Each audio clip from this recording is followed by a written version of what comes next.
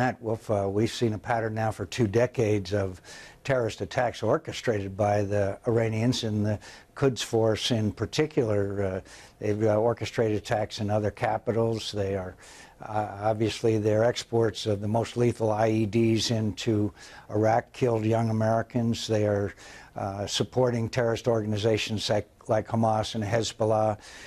They are trying to orchestrate events in Bahrain as we speak, and also meddling in Afghanistan. So there's a long pattern here of attempts to exert Iranian influence in the region and around the world. And the thing that surprises me very quickly is, one, the ham-fistedness of it, because they're usually pretty efficient in these activities, and second of all, to think that they could get away with it. And that's kind of disturbing when you think about it. But do you have a good understanding of why they would want to kill Ambassador Adel al-Jubeir here in Washington, presumably, as this indictment says, at a restaurant, and a lot of Americans could have been killed in the process?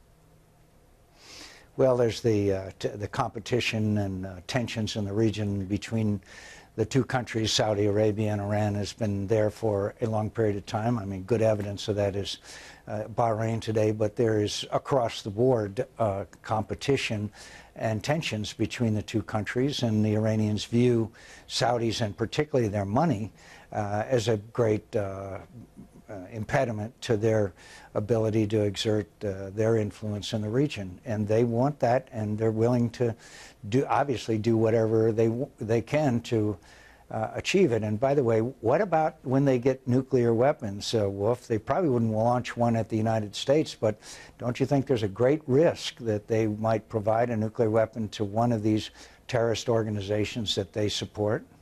So what do you think the United States should do about all of this right now? I think the president should go on national television and tell the American people, give them the chronicle of the acts of terror that the Iranians have carried out, their interference in other countries, their responsibility for the deaths of young Americans.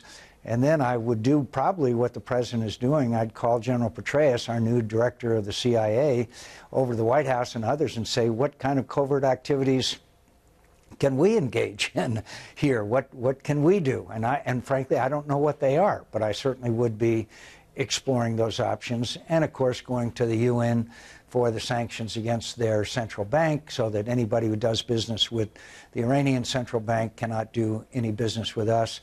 Probably maybe expecting more from Russia and China in the way of strong action in the UN. And it's obvious that the Iranians need to be disciplined before they achieve nuclear status, in my view. Here's what surprises me, Senator, and I'll let you weigh in before we move on to some other subjects. The Saudi reaction, or should I say lack of reaction, they haven't severed diplomatic relations with Iran. They still have their ambassador there.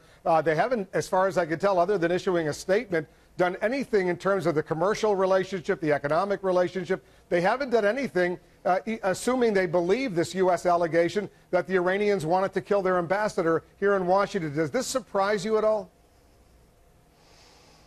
A little bit, but you know, the Saudis do business in different ways than we do. For example, they are